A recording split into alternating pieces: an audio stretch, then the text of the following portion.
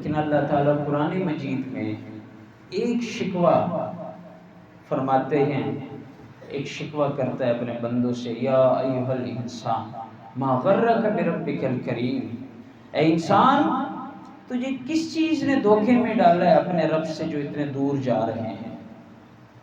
اے انسان رزق نے تجھے دھوکے میں ڈالا ہوا ہے۔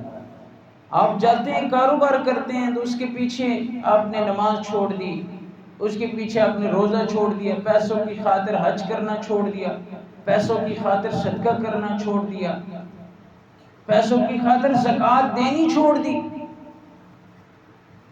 تجھے رزق نے دھوکے میں ڈالا۔ حالانکہ اللہ تعالیٰ کا فرمان ہے، ان ربی یبسط الرزق لمن یشاء ویقدر۔ سورہ سبا میں اللہ ارشاد فرماتا ہے کہ اللہ ہی ہے کہ جو رزق زیادہ بھی کرتا ہے اور کم بھی کرتا ہے، رزق کا کنٹرول اللہ کے پاس ہے۔ اور یہ رزق، جس رزق میں بندے کی قسمت لکھی ہوتی ہے وہ رزق مل کے ہی رہتا ہے۔ یہ ہو نہیں سکتا جس دانے پانی اور روٹی کے اوپر کسی بندے کا نام لکھا ہو اور وہ اسے نہ ملے۔ یہ اللہ کا قانون ہے، جو رزق جس بندے کے لیے اللہ نے لکھ دیا اس کو مل کے ہی رہے گا۔ واقعہ آتا ہے کہ دو بندے بیٹھے ہوئے تھے، چاول پکا رہے تھے، چاول پکائے پلیٹ میں ڈالے، ایک کوا کے ٹہنی پہ بیٹھا تو یہ آپس میں کہنے لگے کہ اے کوے تجھے کچھ ملنے والا نہیں، چاہے جتنا بھی تو بیٹھ جا۔ اب انہوں نے مزے سے چاول کھائے، چاول کھانے کے بعد دونوں چل دیے اپنے راستے پہ۔ سامنے سے دشمن آئے تو دشمنوں نے ان دو میں سے ایک بندے کو پکڑ لیا اور دوسرا فرار ہوا۔ ان کے پاس خنجر تھے، بہت بری طرح مارا، بری حالت کر دی اس بیچارے کی، اور ساتھ پیٹ میں بھی مارا، اور جو کھائے ہوئے چاول تھے وہاں سے وہ چاول نکلے، وہی کوا اڑ کے آیا اور وہی چاول کے دانے کھائے۔ تو کتابوں میں لکھا ہے کہ اس دانے کے اوپر کوے کی قسمت میں یہ دانہ لکھا ہوا تھا اور کوے کے حق میں اللہ نے یہ دانہ لکھ دیا تھا۔ کہاں دشمن نے آنا اور کہاں خنجروں سے مارنا، اور اتنا مارنا کہ پیٹ سے چاولوں کا نکلنا، اور پھر کوے نے اڑ کے آ کر اسی دانے کو کھانا۔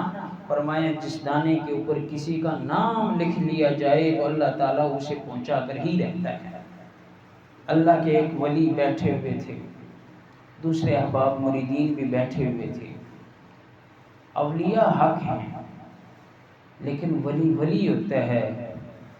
آج کل جس طرح تماشا بنایا ہوا ہے، اکثر درباروں پہ میلے، اکثر درباروں پہ عرس کے نام پہ کیا کیا نہیں ہوتا، خلاف شریعت گدی نشین ہوتے ہیں۔ یہ اولیاء کا کردار نہیں ہوتا، ولی ولی ہوتا ہے۔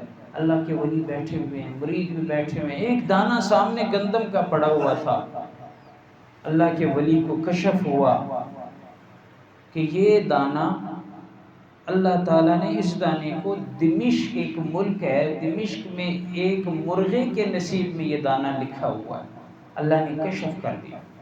اب اس کے ایک مرید نے اسی دانے کو لے کر اور ایسے منہ میں ڈالنے لگے کہ کیسے مرغ مجھ سے کھاتا ہے، یہ دانہ تو میں کھا لوں گا۔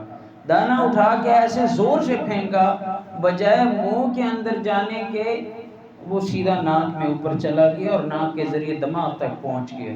اس کو بڑی تکلیف تھی، بڑے علاج کروائے، بڑا پھرا۔ کسی نے کہا دمشق میں چلا جا، دمشق میں ایک بہترین معالج ہے، آپ کا علاج ہو جائے گا۔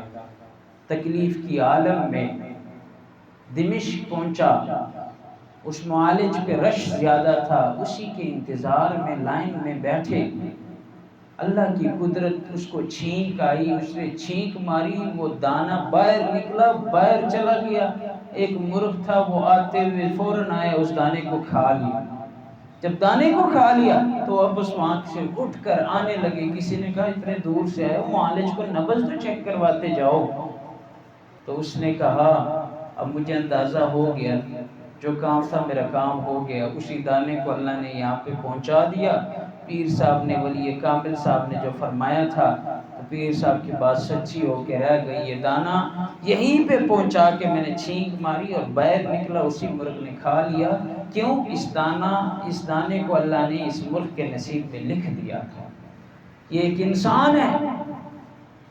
یا ایھا الانسان ما غرک بربک الکریم، تجھے کس چیز نے دھوکے میں رکھا ہے اللہ سے؟ اس رزق نے، اسی روٹی روزی کے لیے آپ نے نماز چھوڑ دی، زکوٰۃ دینی چھوڑ دی، دین کے کام چھوڑ دیے، حج کے لیے نہیں جا رہے، عمرے کے لیے نہیں جا رہے۔ اللہ اکبر کبیرہ۔ فرمایا تجھے کس چیز نے اللہ سے دور کیا ہوا؟ مکان نے دور کیے، مکان وراثت میں زمینیں مل گئیں، جائیدادیں مل گئیں، پلاٹس مل گئے، یا خود کے بل بوتے سے کسی نے لے لیے، اچھی کوٹھیاں بنا لی، اچھے اچھے مکانات بنا لیے۔ فرمایا مکان کے دھوکے میں آ کر اللہ سے دور ہو گئے ہو۔ یہ کون سی بات ہوئی؟